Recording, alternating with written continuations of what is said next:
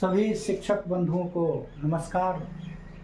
आज हम objective question जो है शिक्षा से आधारित बताने जा रहे हैं और यह बीपीएससी द्वारा आयोजित हेडमास्टर और हेड टीचर के में पूछा जा सकता है। आज कुछ क्वेश्चन को देखते हैं, आगे भी देखेंगे। कहता है, पहला क्वेश्चन है, अध्यापक पाठ्य योजना में समान उद्देश्य रखते हैं क्योंकि अध्यापक पाठ्य योजना में समान उद्देश्य रखते हैं क्योंकि उसे पाठ्य के अंत में प्रदान करना है, अपनी विषय वस्तु से नहीं भटके, उन्हें छात्र को उचित सम्मान देना है। इनमें से सभी कहता है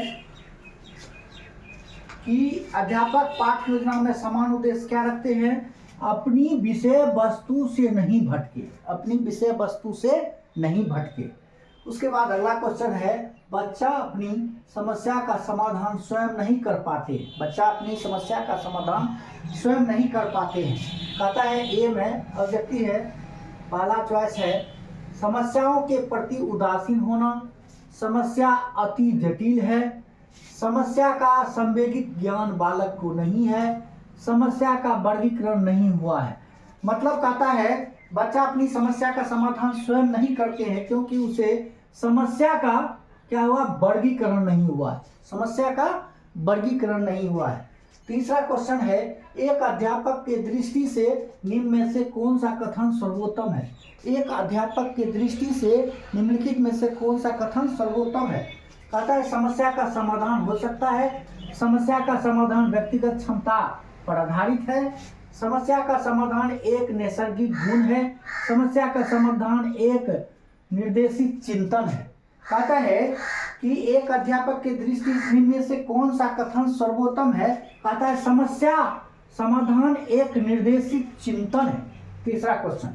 और चौथा क्वेश्चन है, एक शिक्षक के लिए सबसे महत्वपूर्ण क्या है? एक शिक्षक के लिए सबसे महत्वपूर्ण क्या है? कक्षा में अनुशासन बनाए रखना, कक्षा में समयावर्ती रखना, विद्यार्थियों की समस्या का समाधान करना, एक सुवक्ता होना। कहता है कि एक शिक्षक के लिए सबसे महत्वपूर्ण क्या है? विद्यार्थियों की समस्या का समाधान करना, विद्यार्थियों की समस्या का समाधान करना। उसके बाद कहता है विशिष्ट बालक के अनुरूप शिक्षा प्रदान करना व्यक्तिगत भिन्नता का कौन कारण है? मतलब विशिष्ट बालक के अनुरूप शिक्षा का प्रदान करना व्यक्तिगत भिन्नता का कौन कारण है? आता है दैनिक कारण, वैज्ञानिक कारण, सैद्धांतिक कारण, सामाजिक कारण। ये सैद्धांतिक कारण होगा। क्या होगा? सैद्धांतिक कारण। क्या होगा? सैद्धांतिक कारण। क्या होगा?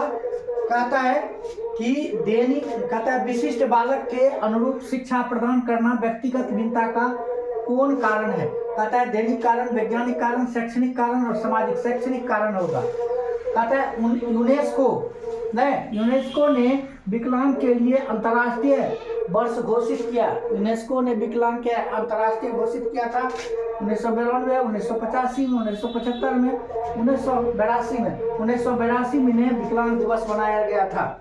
और राष्ट्रीय पाठ्यचर्या एनसीएफ रूपरेखा का निर्धारण करने वाली संस्था क्या है? एनसीएफ की रूपरेखा का निर्धारण करने वाली संस्था कौन है?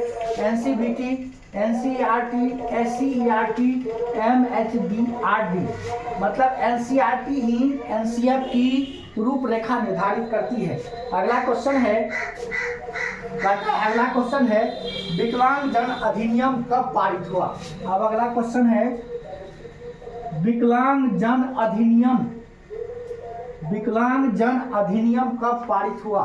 आठवां क्वेश्चन है विकलांग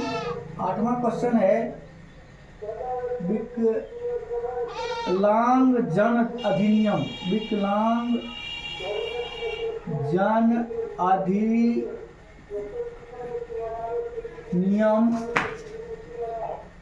कब पारित हुआ है? विकलांग जन अधिनियम कब पारित हुआ है?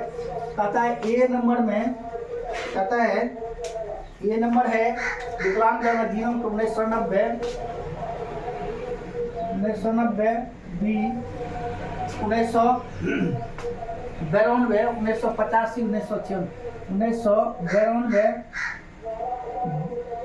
सी होगा 1900 क्या है 95, 1995, डी होगा 1996, 1995 होगा विकलांग जन अधिनियम पारित हुआ था।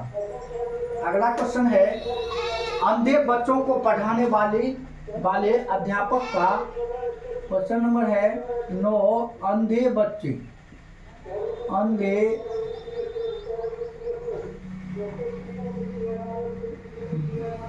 अंधे क्या है, अंधे बच्चों को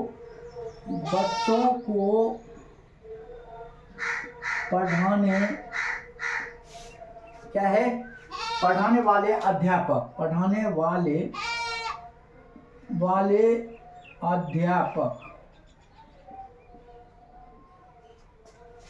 अंधे बच्चों को पढ़ाने वाले अध्यापक का परीक्षण इनमें से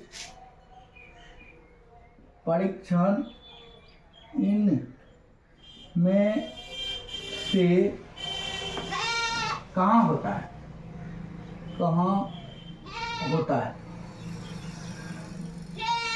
अंधे बच्चे को जो शिक्षक पढ़ाते हैं उसका परीक्षण कहाँ होता है? अजमेर में, भोपाल में, देहरादून में। अजमेर बी, भोपाल सी, देहरादून डी, इनमें नॉन ऑफ दीज।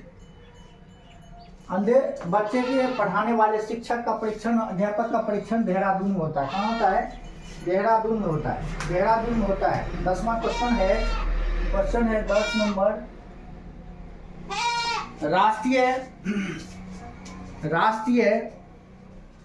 राष्ट्रीय शिक्षा नीति 1986, राष्ट्रीय शिक्षा नीति 1986 का मुख्य उद्देश्य है,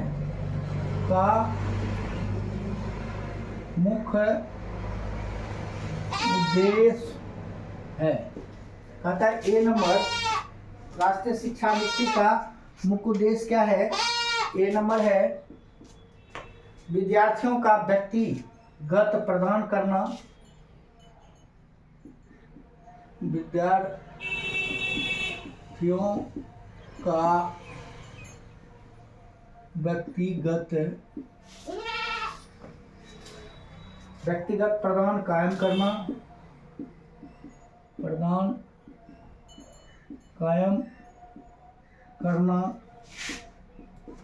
बी है सामाजिक मूल्यों को स्थापित करना,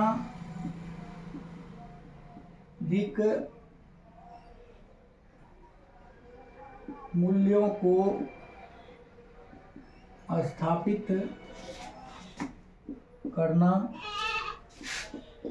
और सी है विद्यार्थियों को गौरवशाली अतीत से परिचित कराना, विद्यार्थियों को गौरवशाली अतीत से परिचित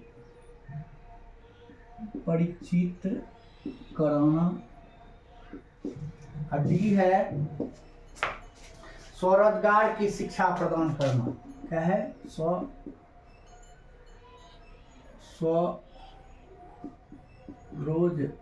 स्वरोजगार की शिक्षा प्रदान करना। कहता है राष्ट्रीय शिक्षा नीति 1986 का मुख्य उद्देश्य है विद्यार्थियों को क्या होगा? विद्यार्थियों को गौरवशाली अतीत से परिचित करना है। यही मुख्य उद्देश्य था, विद्यार्थियों को गौरवशाली अतीत से परिचित करना। इसी के साथ ये वीडियो समाप्त होता है। आगे भी हम ऑब्जेक्टिव टाइप क्वेश्चन बताएंगे। जय हिंद, जय भारत।